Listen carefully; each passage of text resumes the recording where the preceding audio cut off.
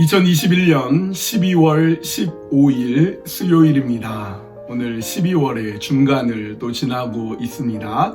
오늘 날씨가 굉장히 추운데요. 말씀 붙들고 기도하면서 그렇게 오늘 하루 믿음으로 나아갔으면 합니다. 오늘 함께 나눌 말씀은 느헤미야 6장 10절에서 14절까지의 말씀입니다.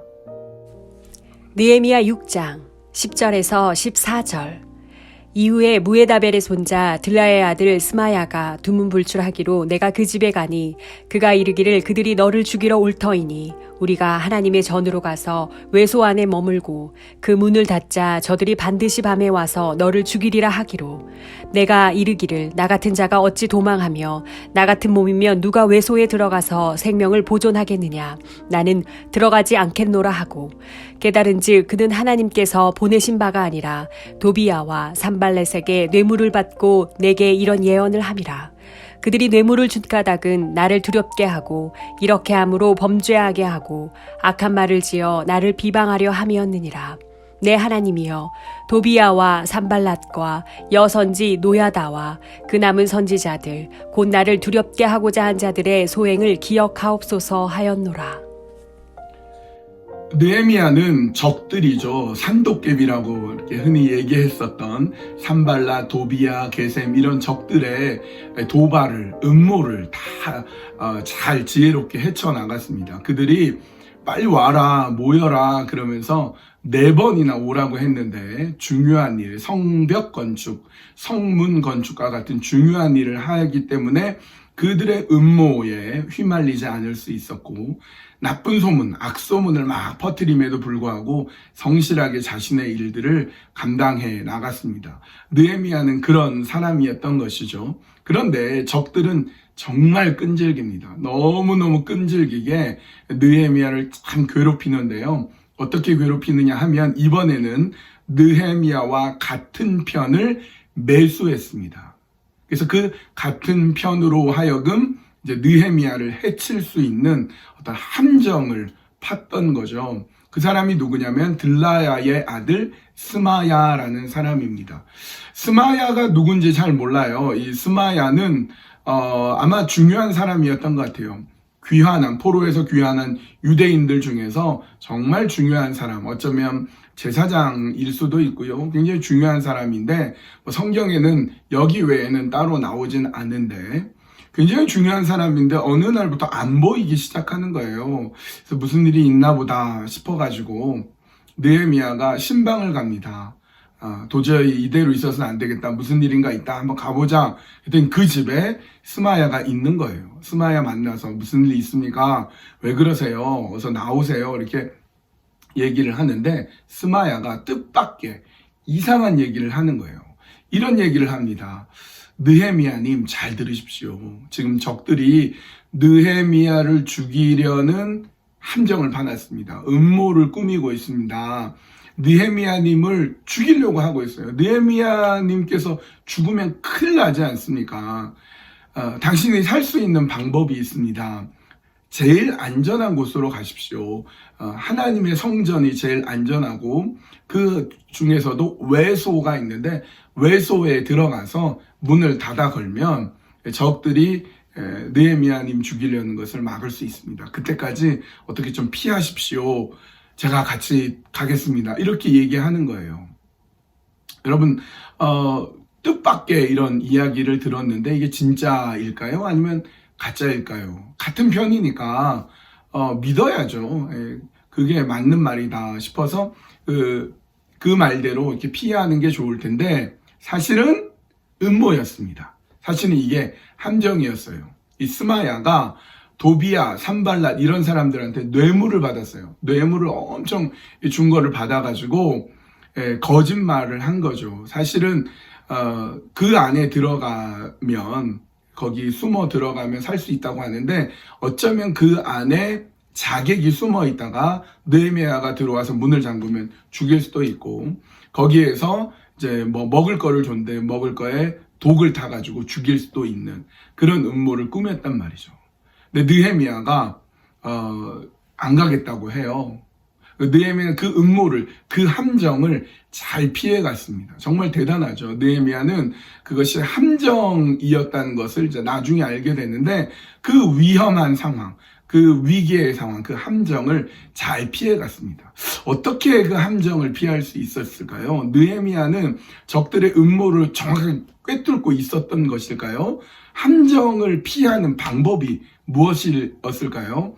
그 방법이 있습니다. 오늘 본문 11절. 내가 이르기를 나 같은 자가 어찌 도망하며 나 같은 몸이며 누가 외소에 들어가서 생명을 보존하겠느냐. 나는 들어가지 않겠노라 하고.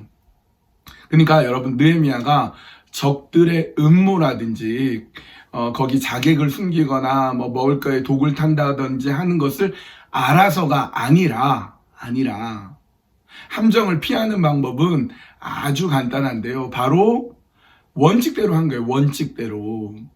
여러분, 하나님의 성전은 아무나 들어갈 수가 없습니다. 성전에는요, 제일 안에 지성소가 있는데, 그 지성소에는 대제사장만 1년에 딱 한 번씩 들어갈 수가 있어요. 그리고 그 지성소 바로 앞에가 성소인데, 성소에서부터는 반드시 제사장만 들어갈 수 있었습니다. 어느 누구도 지위 고하를 막론하고 거기 제사장이 아니면 절대로 들어갈 수가 없는 거예요.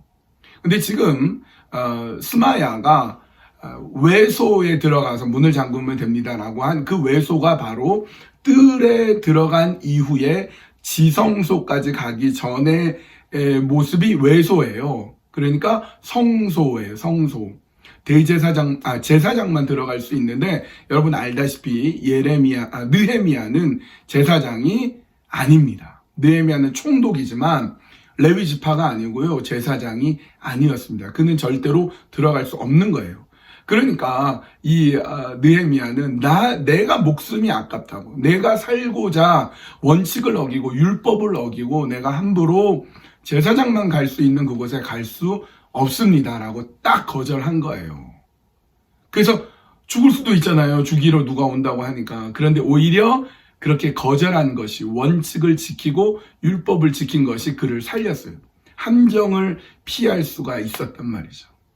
함정을 피하기 위해서 뭐 적들의 음모를 꿰뚫어 봐서가 아니라 원칙을 지키고 성실하게 자신의 위치를 지켜가면 함정을 피할 수가 있다라는 것입니다. 더욱이 어떻게 그렇게 원칙을 지키면서 살 수 있었냐면 그는 기도의 사람이었습니다. 오늘 본문 14절도 이렇게 말씀하죠. 내 하나님이여 도비야와 산발락과 여선지 노아데아와 그 남은 선지자들 곧 나를 두렵게 하고자 한 자들의 소행을 기억하옵소서 하였더라. 그렇게 적들의 소행이 있지만 하나님께 끊임없이 기도하는 사람, 하나님 앞에 무릎 꿇는 사람이었기 때문에 그는 기도의 사람, 그리고 원칙을 지켰던 사람이어서 함정을 피할 수 있었던 것입니다.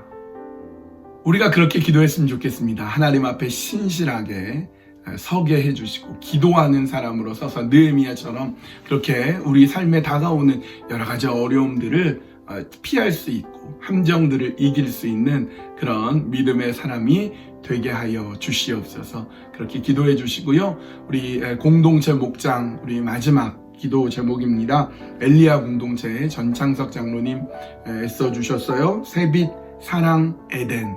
우리 새 목장을 위해서도 우리 함께 기도하셨으면 좋겠습니다. 함께 기도하시겠습니다.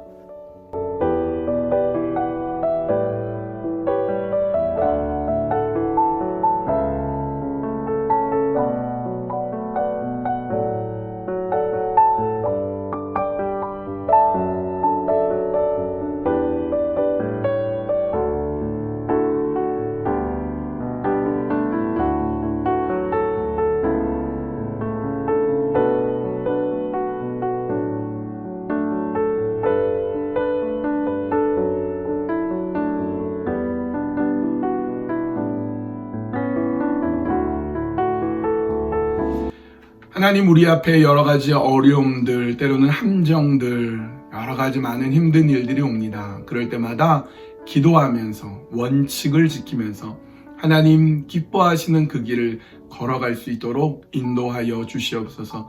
그렇게 하나님께서 늘 함께 해주심으로 인하여서 하나님의 크고 놀라우신 은혜와 사랑이 충만하게 하여 주시고, 그렇게 주님과 함께 동행하며 살아가는 저희들 되게 하여 주시옵소서. 느헤미야처럼 신실하게 하나님의 뜻을 온전히 이루어갈 수 있도록 인도하여 주시옵소서. 엘리야 공동체를 위해서 기도합니다. 세빛, 사랑, 에덴 목장을 기억하여 주시고, 각 목장의 목원들 하나님 붙잡아 주시고, 하나님 앞에서 신실하게 하나님 온전히 붙들고 하나님이 인도하시는 그 귀한 믿음의 길을 걸어갈 수 있는 그런 우리 목장들 다 되도록 인도하여 주시옵소서. 하나님의 크고 놀라우신 은혜와 사랑으로 붙잡으시고 이끌어 주시옵소서. 주님께 맡겨드리오며 예수님의 이름으로 기도합니다. 아멘. 여러분, 날씨가 굉장히 춥습니다. 너무 추워요. 여러분, 감기 걸리지 않게 조심하시고요. 옷 따뜻하게 입고 밖에 오래 있으시면 안 되고요. 한동안 계속 추워집니다. 굉장히 춥습니다. 여러분, 추위에 건강 잃지 않도록 조심하십시오. 오늘도 매일매일 주님과 함께 동행하는 삶을 살아갑시다.